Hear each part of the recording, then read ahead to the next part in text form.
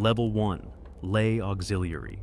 You are 20 minutes away from the location. You drive steadily, but your mind is not. The version of an exorcism you grew up with is running in your head. The body lifting off the mattress, the head that turns too far, the person crawling on the ceiling, the furniture moving, the priest with the crucifix. You have watched this in darkened cinemas and on laptop screens. It has accumulated into something that feels like knowledge, even though it isn't. The priest texted you 3 days ago. He needs someone he trusts, someone who wouldn't talk. You have been waiting for this for 6 months. It is finally happening, but now the waiting feels like it was the easy part. Your mind is so occupied, you almost miss the turn. The door looks just like any other door. The walls are plain, nothing that signals what this room is used for. You step in, and the first thing you notice is the base of a metal chair bolted to the floor. There is a table beside it, a crucifix, a plastic bottle of holy water, the kind you find in any sacristy. A woman is already seated, middle-aged, hands in her lap, not making sounds, sitting the way anyone sits in a waiting room. The priest asks you to stand behind her left shoulder and says one word: pray. You press your palms flat against her shoulders and you begin. He opens the Roman ritual. His voice is flat and measured, Latin delivered without performance, without urgency. At the pace of someone reading minutes from a meeting. There is no escalation. There is only the Latin and the strip light and your hands on her shoulders. At some point, something shifts. Not in the room, not with the woman. You realize you have not been breathing normally. You correct it consciously, the way you would correct your posture. You cannot describe what you felt. Nothing from the version in your head occurs. The priest continues reading. You continue pressing your hands flat and praying. When it ends, the priest asks you to cap the holy water and fold the chairs. The ritual lasted 40 minutes. The metal is cold and heavier than you expected. You notice this in a way you wouldn't have when you walked in. Someone wipes the table down. The crucifix goes into a bag. You get in your car. What you expected and what happened do not match, and you can't explain why. But one thought stays. How did she get into that room? Level 2. Intake Coordinator. You are at your desk when the phone rings. You already know what's coming before you pick up. A woman answers, says her daughter has been acting strangely. She describes her behavior, the things she says at night, the voice that doesn't sound like hers. She is certain.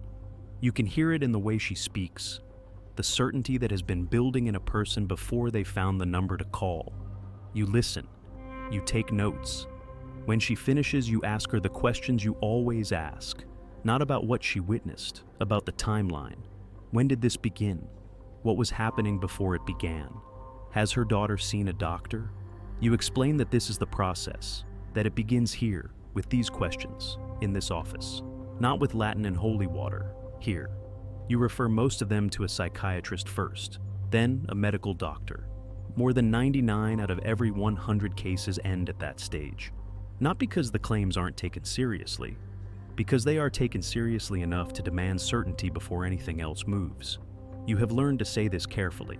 The ones who come back with clearance are put on the list. You open the spreadsheet, you add the name. The list is longer than it was last month. The calls keep coming and the names keep accumulating. Your job ends when a name moves from the list to a confirmed appointment. What happens after that? Who walks into the room with them? What that person had to learn before they were trusted to be there is not something you see.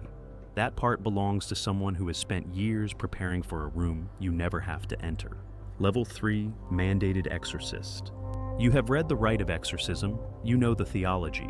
Your bishop authorized you and sent you to Rome because someone in your diocese has to learn this, and he decided it would be you. What you were not prepared for is how routine it looks. An elderly priest settles into a chair across from a man, opens a worn book, and begins to read. No preamble, no shift in the room, just a priest and a book, and Latin delivered at the pace of someone who has done this more times than he counts anymore. Like a doctor beginning a consultation, like a bureaucrat working through a file. You watch from the corner, but you do not know what you are supposed to be seeing. Early on, someone tells you the rule.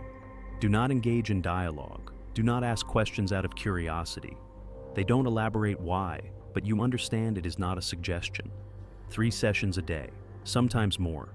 The people change, different ages, different stories, different levels of distress when they sit down in that chair. The room does not change. The priest does not change. The Latin does not change. By the end of the first week, you understand that the repetition is not incidental. The routine is deliberate. The ordinariness is the methodology. Your mentor is not performing calm. He has arrived at it through volume, through years of sitting in this room and reading from this book and watching what happens and what doesn't. What doesn't happen is what you came here expecting. You came to Rome thinking you would learn how to confront something supernatural. What you are actually learning is slower and harder than that. Discernment.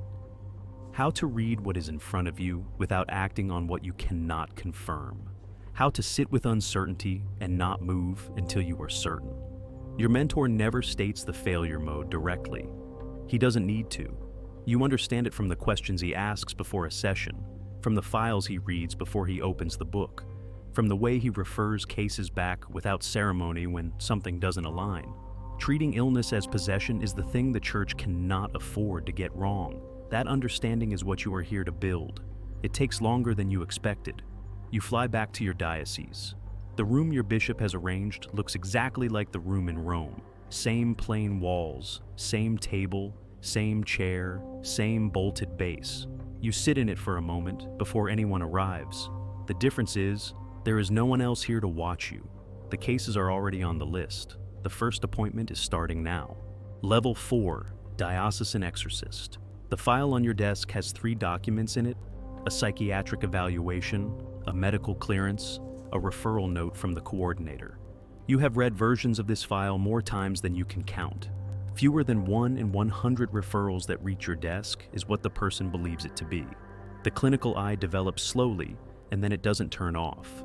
You read a file now, the way a doctor reads a chart, looking for the pattern that explains the presentation, the timeline that points somewhere specific.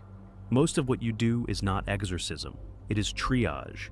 The people who arrive at your door have already been cleared by 2 doctors. They have waited months on a list. They have tried everything else before they tried this. The church is the last door they have left, and you are what is behind it. That wait is not in the right. It is not in anything your mentor said in Rome. It is just there. Every time someone sits down across from you, the hardest cases are not the ones that are clearly one thing or the other. They are the ones where the person's certainty is absolute, and your reading of them is not. You move slowly in those cases. You take the extra week. You go back to the file. You run the timeline again. You look for the thing you missed. Most of the time you find it. Sometimes you don't. You close the file anyway. You refer them on. But sometimes you lay awake at night thinking about the moment in the room that you couldn't explain. You lie there and you run it back, but you make the same decision you made in the office. It still doesn't fully sit. Because underneath the training, underneath the methodology, you became a priest because you believe something is real. And there are moments in that room where you see something you can't explain. You have learned to sit with that. You have not learned to resolve it. Some cases you cannot fully close. You make these calls alone. Your bishop trusts you. Your diocese depends on you. But the methodology you follow, the guidelines that shape how you read a case, you did not arrive at them alone. There is a structure above you. 1,000 priests across 5 continents sitting with the same files, the same ratio, the same unresolved tension between the clinician and the believer. Once a year they come to Rome, and at the top of that structure is one man who takes everything you carry and walks it into a room with the Pope.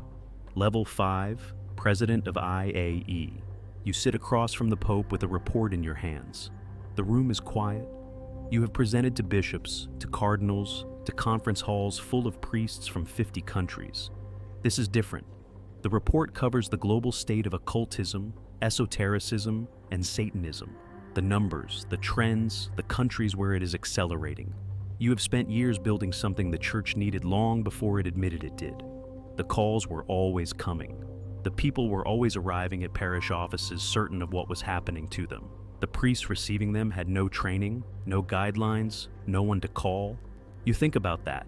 A priest in a diocese somewhere handling his first case alone, with nothing but a worn book and whatever he absorbed from the man who trained him. 1,000 members across 5 continents, a governing council, a training curriculum, statutes formally approved by the Vatican last year. You built all of that because the alternative was every diocese handling this the way the first one did, alone. improvising, hoping. Your predecessor held this role for 24 years, around 100,000 exorcisms, fewer than 100 genuine possessions, by his own account. He had 4 lay assistants whose only job was to stand on the street outside his office, so that passersby couldn't hear what was happening inside. 4 people on a Roman street, waiting. You think about that sometimes. The scale of what one man absorbed so that the church could maintain the distance it needed from what he was doing. You inherited that. And you inherited the question he never got an answer to. What do you do when the people keep coming, and the church's formal response to them has not kept pace? The petition you brought to Rome is simple. A trained exorcist in every diocese, mandatory training in every seminary. The church abolished the formal title in 1972, quietly rebuilt it over 50 years through authorization and association. What you are asking for has been true in practice for decades. You are asking for it to be true on paper. The audience ends. You leave with your report. In your city tonight, there is a plain room with a metal chair and a priest who will not sleep because he cannot close a file. There is a coordinator adding a name to a list that is longer than it was yesterday. There is someone driving toward an address they have never been to before, with a version of this in their head that bears no resemblance to what they are about to walk into.